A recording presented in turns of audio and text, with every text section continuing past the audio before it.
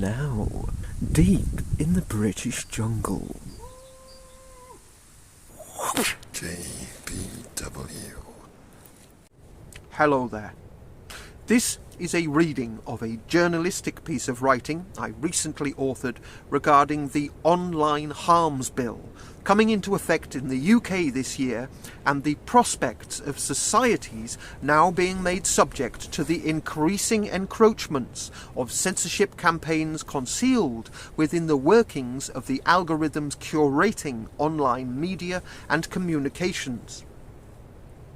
I am recording this in a lull in the storm breaking over my little home, and so hope that the rain holds off long enough for me to get through the text uninterrupted. My apologies for the wind, but it is not as yet under my command.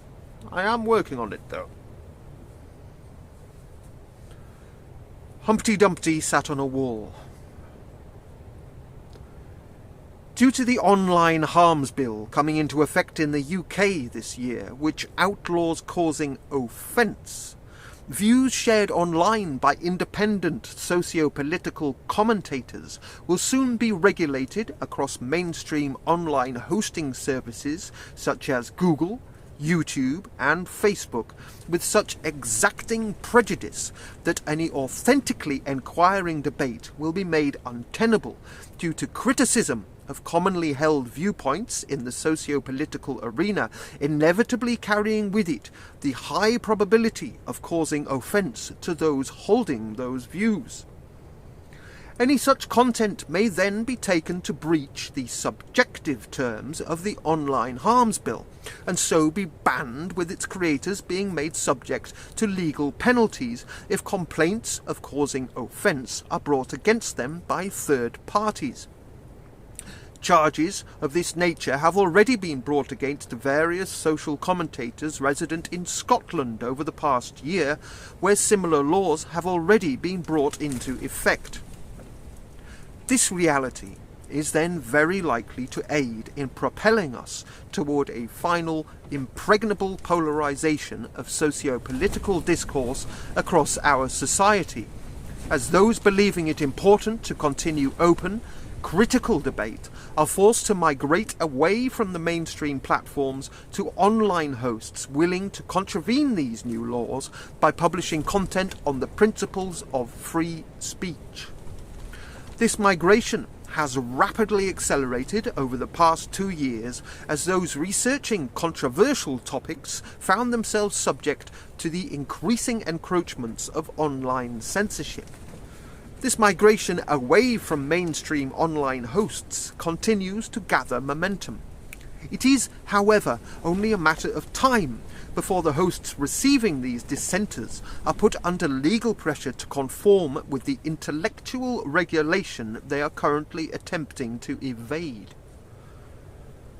This unfolding reality is unfortunate, as it will mean mainstream platforms are left hosting only the voices of the naively compliant, who are willing to allow their views and expressions to be entirely dictated by automated censorship algorithms and the social stigma they propagate in order to discredit any information challenging the mainstream's promoted status quo and its prescribed definitions of truth.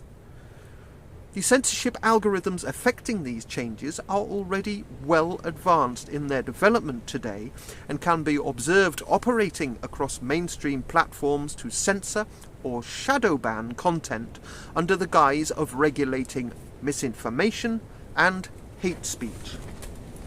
The reality is that content falling under the scrutiny of such audits already includes practically all topics commonly debated across the socio-political arena, from gender politics to climate change. Text posts today are scrutinized by these filtering algorithms for divergences from acceptable views. Text recognition software likewise scans uploaded images, and speech recognition software regulates video and audio content. Nothing gets past the eyes of the censors. It is important to note that no specific documentation defining the exact terms of these censorship campaigns has been released in order that the socio-political bias enforced therein be made visible to content creators. The obvious opportunity to filter out content critical of these activities further indemnifies hosts against any bad press their authoritarian edicts might otherwise attract. Any users subject to outright bans on their profiles or content posted therein are simply notified that their content breaches terms and conditions. Appeals against the innumerable judgments of these AI algorithms and the human moderators employed by online hosts are therefore fraught with difficulty. These moderating activities include so-called fact-checking. A recent action of this sort saw the British Medical Journal falling on the wrong side of Facebook's moderators. The arrogance of big tech's claim to intellectual authority knows no bounds. Unless content creators subject to these actions are in the unlikely position of having the funds to launch legal suits against a company valued in the billions of dollars, the intellectual judgments users are subjected to therein stand unchallenged, as do any undisclosed political biases imposed through the intricacies of moderating and serving the information they curate. The various attempts of governments to call these companies to account for their actions are commonly met with refusals to disclose the intricacies of their workings.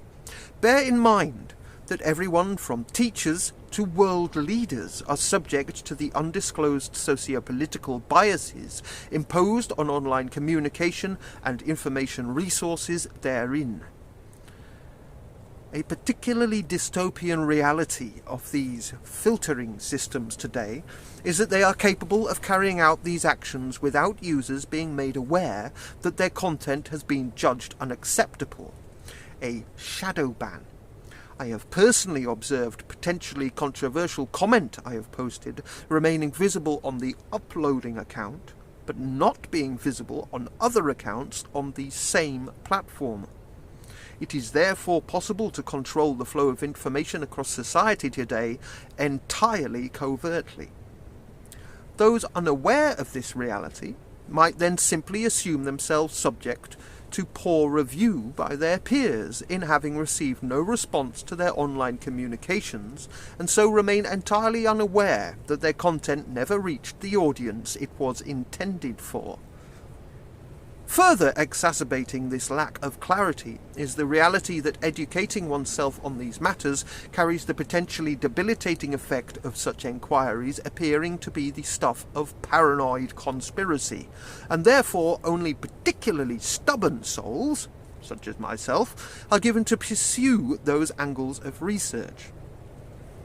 So it may well be said that the UK's Online Harms Bill and other laws now being written into the legal systems of other nations act to endorse these censorship campaigns and dismiss the intellectual decline their inherent biases propagate amongst those naively unaware that the news stories, topical debate, and educational resources they are served is anything but a balanced selection. So our society is to be divided between those either willingly or unwittingly residing in that perfectly prejudiced online safe space and those willing to accommodate intellectually challenging or potentially offensive viewpoints in order that they may therein draw their own conclusions on what is correct or incorrect, right or wrong, true or false.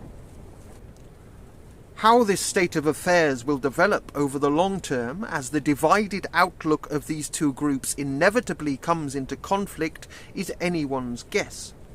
Whatever happens, I very much doubt it will be a pretty picture, nor that it will profit anyone besides those cowardly control freaks getting a kick out of gagging their opponents in the name of those they claim to represent or protect.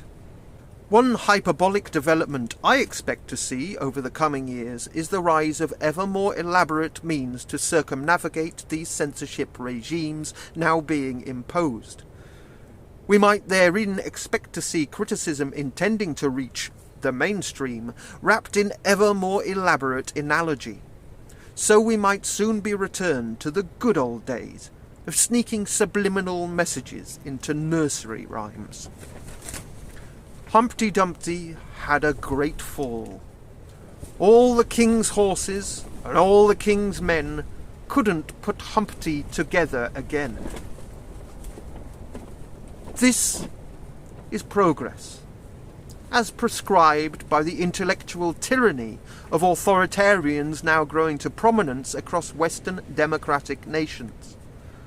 Every cloud, however, has a silver lining. Those willing to descend into that comfortable, safe zone, free of offence or criticism, will doubtlessly become ever more incapable of objective reasoning, and so will win themselves a Darwin Award for their troubles in due course. JPW, 15th of February, 2022. Thank you very much for listening. Please do like, share, and leave a comment if you have a response, and subscribe for more of this kind and other things from the curious world of a contemporary Renaissance man. Thank you very much. Cheerio. Toodle-pip. Bye.